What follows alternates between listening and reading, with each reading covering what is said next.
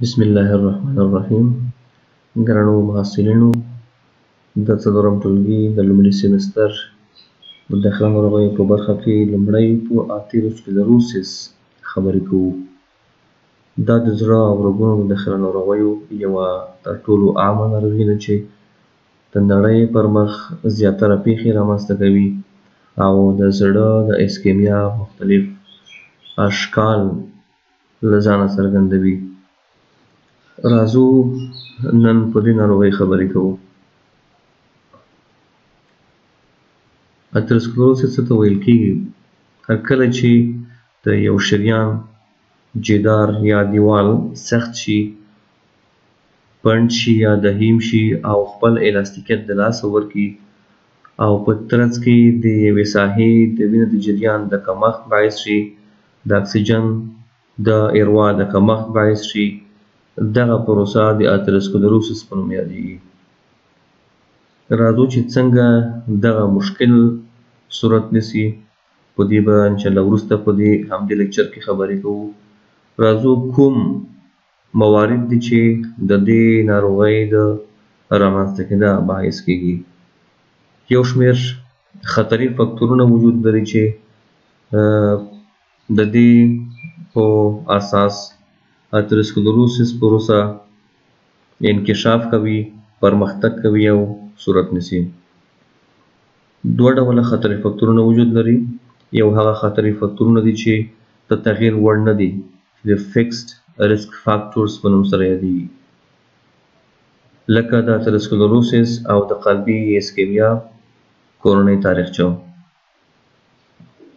دوهم، نارینه جنس، منځنی عمر یا زیات عمر لرونکي کسان.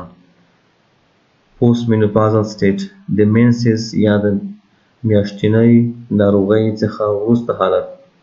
دا هغه موارد دي چې د تغییر وړ نه دي او د دې فکتورونو شتون په دې معنا چې په یو نسل کې د آتیروسکلروسس خطر په ګوته کوي. دوهم خطري فکتورونه هغه د تغییر وړ دي، لکه سیګرټ څکل یا سموکینګ، د وینې لوړ فشار یا هایپرټینشن، په وینه کې د کولیسټرول لوړه سویه، په ځانګړې توګه د LDL کولیسټرول، د شکر ناروغي، د وینې د تحصري فکتورونو ګډوډي لکه د دمویه صفحاتو فعالېدل، د فایبرینوجن لوړه سویه، په وینه کې د پروټین S او پروټین C زیاتوالی، او برعکس د پنځم فکتور کموالی، د فزیکي فعالیت نه اجرا کول، چاغوالی، د الکولو استعمال او هغه غذاګانې چې زیات شمېر شحمي مشبوع اسید لري. دا هغه د تغییر وړ فکتورونه دي چې هم د آتیروسکلروسس هم د اسکیمیا او له نیکه بخته چې د مخنیوي وړ فکتورونه دي. راځو د آتیروسکلروسس په منځته راتګ یا پاتوجینیسس باندې خبرې کوو. لومړی، هر کله چې د وینې په دوران کې د شحمو مقدار زیات شي، په ځانګړې توګه LDL کولیسټرول چې د باد فاټ په نوم سره یا د بدو شحمو په نوم سره هم یادیږي. دا هغه شحم دي چې د همدې ناروغۍ باعث کېږي، د قلبي اسکیمیا باعث کېږي، د دماغي اسکیمیا باعث کېږي، همدارنګه د لیګز یا د پنډیو په ساحه کې د کلاوډیکیشن د اسکیمیا، د اطراف د اسکیمیا باعث کېږي، د پښتورګو د اسکیمیا باعث کېږي او د کولمو د اسکیمیا باعث کېږي. هغه په دې ډول چې آتیروسکلروسس رامنځته کوي او دغه د وینې د جریان او د اکسیجن لرونکي وینې د جریان د کمښت باعث په مختلفو برخو کې ګرځي، لکه دماغ، زړه، پښتورګي، هضمي سیستم او سفلي اطراف. کوم وخت چې د وینې شحم زیات شي او ترڅنګ یې د یو شریان په ځانګړې توګه د زړه د عضلې د کورونري آرټریز جدار یا اندوتیلیم تخریب شي، نو په دغه تخریب شوي برخه کې د وینې زیات شوی شحم رسوب کوي کینی او د شریان د جدار انټایما یا لومړی داخلي قسمت ته داخليږي، هلته کینی رسوب کوي، ټولیږي او د یوې غوټې په ډول خپل ځان څرګندوي. څومره چې شحم زیاتیږي دلته همدومره پلاک یا غوټه غټیږي او د جریان د بندښت او د شریان د لومین او جف د تنګوالي باعث کیږي. یو وار چې دغه شحم داخل شول نو د یوې شحمي کرښې یا فاتي سټریک د جوړښت باعث کیږي. د یو سرحد شحمي سرحد د جوړښت یا فاتي سټریک د جوړښت باعث کیږي. کله چې دغه رامنځته شول په تعقیب یې په دې انټایما قسمت کې اکسیډانټ مواد وجود لري چې دغه LDL کولېسټرول اکسیډایز کوي او په هایدروکسي پروکساید باندې بدلوي، سټیرولز باندې بدلیږي او دا د اجنبي اجسام په ډول بدن تعبیروي. په دې اساس کله چې اکسیډایزد LDL رامنځته شول نو دا اندوتل حجرات تحریکوي، یو شمېر آخذې پیدا کوي او د وینې څخه التهابي حجرات یا د وینې سپینې حجرې رانیسي او انټایما ته یې داخلوي. کله چې انټایما ته سپینې حجرې داخلیږي، التهابي حجرې داخلیږي، دغه مرحله د لیوکوسایت اډهیشن په نوم سره یادیږي. د سپینو حجرو یو ځای کېدل د LDL کولېسټرول په برخه کې کله چې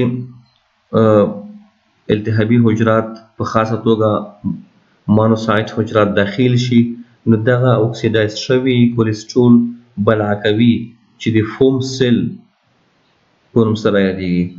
دغه ماکروفاج حجرې چې په خپل سایټوپلازم کې LDL کولېسټرول لري د فوم سیل یا د لیپید لاډن سیلز په نوم سره یادیږي، لیپید لاډن ماکروفاجز. د دې ګټه دا ده چې دغه ماکروفاجونه د انټایما له برخې څخه خارجېږي د وینې دوران ته او د انټایما په قسمت کې د شریان په جدار کې د شحمو د ټولېدو مخه نیسي او موږ ویلی شو چې دغه پروسه د فوم سیلز د شحمو د انتقال د پلک یا د غوټې د جوړېدو، د شریان د تنګېدو او بالاخره د یوې عضوي او برخې او نسج د اسکیمیا مخه نیسي. د فوم سیلز ترڅنګ د وینې په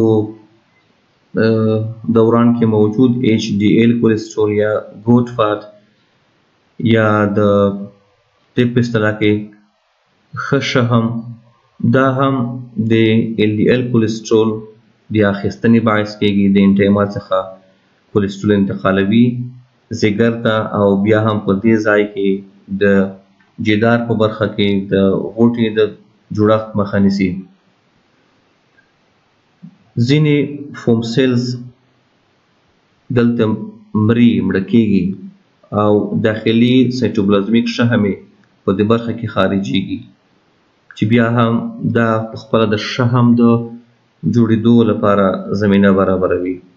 دې ترڅنګ فوم سیلز د سایټوکینز او د ګروث فاکټورز یا د ودې د فاکټورونو د جوړښت باعث کېږي، تحریک باعث کېږي او دا د شریان د جدار د عضلي قسمت یا میډیا قسمت څخه د مرسا عضلي حجراتو انتقال انټایما قسمت ته زیاتوي او همدارنګه د انټایما قسمت د خارج الحجروي ماټریکس په واسطه د کولاجن الیافو د تولید د زیاتوالي باعث کېږي چې دا شحم احاطه کوي او د شحمي غوټې د لا ټینګښت باعث کېږي. په پایله کې هر کله چې شحم راځي دلته رسوب کوي، بیا فوم سیل جوړیږي او هغه مري شحم یې ازادیږي. هر کله چې د فوم سیلز د انتقال په پرتله د HDL کولېسټرول د انتقال په پرتله د شحم رسوب زیات شي نو دلته د چې اتروسکلروسس پروسه پرمختګ کوي او د شریان د جدار د تنګوالي باعث کېږي. بالاخره کله چې د څو لسیزو په ترڅ کې اتروسکلروسس انکشاف ته رسیږي یا تکامل ته رسیږي، پخیږي، نو یوه لیفي شحمي پلک یا غوټه رامنځته کوي چې د اتیروما په نوم سره یادېږي. هغه غوټه چې د شریان د جدار او لومین د تنګوالي باعث شوې ده اتیروما ورته ویل کېږي، یا فایبروفاټي پلک، یا په دې معنی چې د شحمي او منظم انساجو څخه په شریکه تشکیل شوې غوټه یا اتیروما چې د اسکیمیا باعث کېږي که چیرې په یو شریان کې موجوده مثلا د دماغو په شرايینو کې شتون ولري، نو دغسې خلک بیا د دماغي اسکیمیا څخه رنځ وړي. او که چیرې په زړه کې د زړه په عضله کې واقع شي د زړه د حملې د مختلفو اشکالو باعث کېږي. که چیرې په کولمو کې واقع شي د کولمو د اسکیمیا باعث کېږي. که چیرې په پښتورګو کې د اورټا په یو قسمت کې واقع شي نو د پښتورګو د اسکیمیا یا د وینې د جریان او د اکسیجن د کمښت باعث کېږي. که چیرې په سفلي اطرافو کې واقع شي نو د سفلي اطرافو د اسکیمیا باعث کېږي. راځو دې ته چې کله چې اتیروما تشکیل شوه نو کومې پېښې رامنځته کوي. دوه ډوله شحمي لیفي پلکونه تشکیل کېږي. یو هغه دي چې نازک پلکونه دي، نازکې غوټې دي او زر شکېږي، رپچر کوي یا درز پکې پیدا کېږي. او بل هم ثابت پلکونه دي چې ثابت دي، کلک دي، محکم دي. بې ثباته یا نازک پلکونه هغه دي چې د شحمو مقدار یې نظر د کولاجن الیافو ته زیات وي. د وخت په تېرېدو سره پکې درز پیدا کېږي یا د لوړ فشار په پایله کې، د شکر ناروغۍ په پایله کې یا د بل التهابي ناروغۍ په شتون کې دغه بې ثباته پلکونه شکېږي. داخلي ترومبوجینیک یا ترومبوس جوړونکي مواد د وینې دوران ته داخليږي، د وینې د تحصلي فکتورونو سره یوځای کېږي او د زړه د حادې حملې یا د اکیوټ کورونري سینډروم یا ECS په نوم د زړه حاده اسکیمیا رامنځته کوي. اما په خلاف بیا محکم یا ثابت پلکونه چې دي دا محکم دي په دې معنی چې د منظم نسج یا د کولاجن الیاف مقدار نسبت شحمي برخې ته زیات وي او محکم وي. نو ځکه دا یوازې د فعالیت پر مهال، د احساساتو پر مهال، د ویرې پر مهال یا د ډارن خوب په لیدو دغه د زړه د اسکیمیا باعث کېږي او ناروغ د سینې په برخه کې د درد احساس کوي. یوازې د کار پر مهال، احساساتو پر مهال، د جنسي مقاربت پر مهال او دغه حالت چې د ثابتو پلکونو په واسطه رامنځته کېږي د کرونیک کورونري سینډروم یا CCS یا د مزمن اکلیلي سینډروم په نوم سره یادېږي چې ښه مثال یې سټیبل انجاینا پیکټورس دی چې ناروغ د فعالیت پر مهال، د کار پر مهال د سینې په چپه خوا کې د درد احساس کوي او هغه هم د دې امله چې په د زړه په عضله کې د زړه د عضلې په مایکارډیم کې په کورونري آرټریز کې ثابت پلک وجود لري او دغه مشکل یې رامنځته کړی دی. په دې شیبه کې د پلک په ساحه کې د مختلفو حجراتو رسوب تاسو وینئ. کله چې شحمیات داخل شي انټیما قسمت ته نو موږ وایو چې دا اکسیډایز کېږي او د اکسیډیشن په ترڅ کې اندوتیل حجرات او همدارنګه دغه اکسیډایز شوي د انټیما قسمت پروټیو ګلایکان د وینې التهابي حجرات رانیسي داخلي انټیما قسمت ته چې په دې کې ټي لیمفوسایټس، پلاټلیټس، ماکروفاجز شامل دي. دا د LDL کولیسټرول د فاګوسایټوسس یا د بلا کېدو باعث کېږي. فوم سیلز تشکل کوي او فوم سیلز د پلک له ساحې څخه شحم انتقالوي او ځینې فوم سیلز مري، شحم یې همدلته پاتې کېږي، انکشاف کوي، غټېږي او بالاخره یو پلک جوړېږي. موږ وایو چې که چیرې پلک ثابت وي نو دا یوازې د کار پر مهال د قلبي اسکیمیا باعث کېږي یا که چیرې په سفلي اطرافو کې پلک موجود و ثابت پلک یوازې د تګ پر مهال ناروغ د پونډۍ په برخه کې د درد احساس کوي. خو که چیرې پلک غیر ثابت و نو کله کله شکېږي او داخلي مواد د شریان لومین ته خارجېږي، د وینې سره یو ځای کېږي، یو ناڅاپي یو ترومبوز د وینې یوه ټوټه دلته بندېږي او د یوې برخې د وینې د جریان د کمښت او یا د مطلق بندښت باعث کېږي.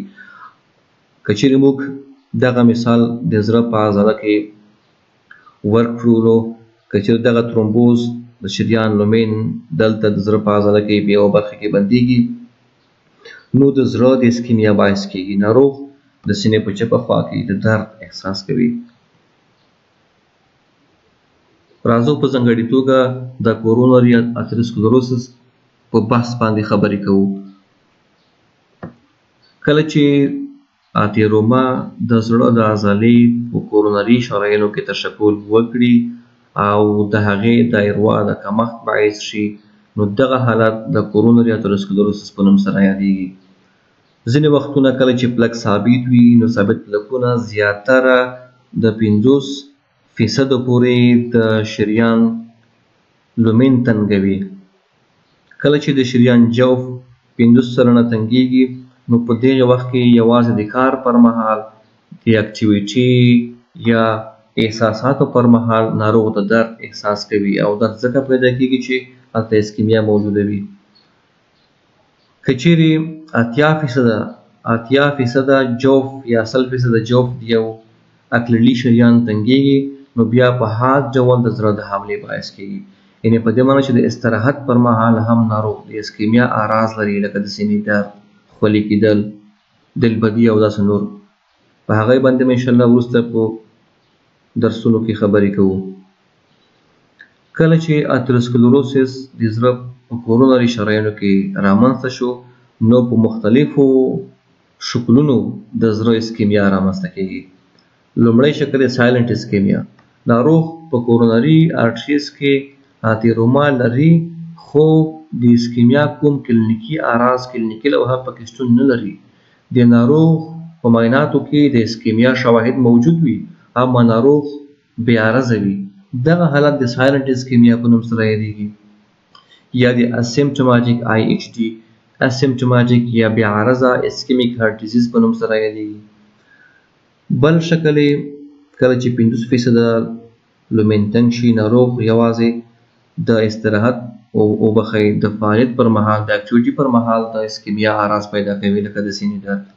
او بل هم که چیرې 80% لومین تنګېږي، نو په حاد ډول حمله رامنځته کېږي د زړه، چې دا بیا د سټیمي، نان سټیمي، انسټیبل انجاینا او پرنزمیټلز انجاینا په نوم د زړه د اسکیمیا مختلف حالې حملې رامنځته کوي. په دې به انشاءالله په هر یو باندې په جلا توګه په راتلونکو لیکچرونو کې خبرې کوو. اسکیمیا کومې اغیزې په بدن کې رامنځته کوي؟ کله چې اسکیمیا د زړه په عضله کې رامنځته شي، د وینې جریان کم شي، نو د اسکیمیا په پایله کې د اکسیجن ایروا کمیږي، د وینې ایروا کمیږي، زړه ته د غذایي موادو د اکسیجن رسیدل کمیږي. په پایله کې 3 وظیفوي ستونزې د زړه په عضله کې رامنځته کېږي. میخانیکي ستونزې، هغه لکه د زړه د پمپ ضعف، د اسکیمیا په پایله کې د زړه پمپ کمزوری کېږي او د ناروغ د قلبي عدم کیفیت خواته ځي. دوهم بایوکیمیکل تغییرات دي. هر کله چې اکسیجن کم شي، نو هغه ATP چې د اکسیجن په شتون کې جوړیږي دلته شتون نه لري. د ATP هغه کمښت رامنځته کېږي او اکسیجن په نشتون کې ګلوکوز په لاکټیټ بدلیږي، په لاکټیک اسید بدلیږي او دا د عصبي نهایاتو د تحریک باعث کېږي او دغه تحریک ناروغ د چیسټ پین یا د سینې په برخه کې په چپه خوا کې د درد په ډول احساسوي. دې ترڅنګ د زړه په عضله کې د انرژۍ ذخیر کمیږي. او دریمه ستونزه چې رامنځته کېږي د زړه په برقي جریان کې ده، یا الکتریکل ډسفنکشن. د هغه وخت صورت نیسي کله چې اسکیمیا صورت ونیو، نو د پوټاشیم، د سوډیم او د کلسیم د آیونونو په دخول او خروج کې قلبي حجرې ته مشکل رامنځته کېږي او د زړه د سیسټول او د ډیاسټول بې کفایتي صورت نیسي. په پایله کې برقي سیستم مشکل پیدا کوي او دغه درې ستونزې د اسکیمیا له کبله په ناروغ کې رامنځته کېږي.